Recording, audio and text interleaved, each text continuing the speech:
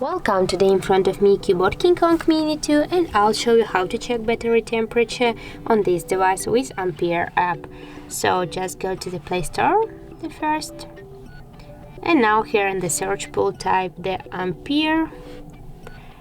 Now we have to get this application, so tap to install and wait a few seconds while the application installing on your device.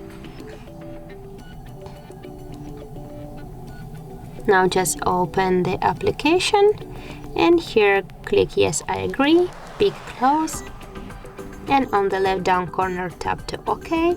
And as can you see right now, your battery's temperature is 37.6. You can see that here. Also you can see here the model of your phone, the Android version, and another information from your battery. So that's it. If you found this video helpful, leave like, comment and subscribe our channel.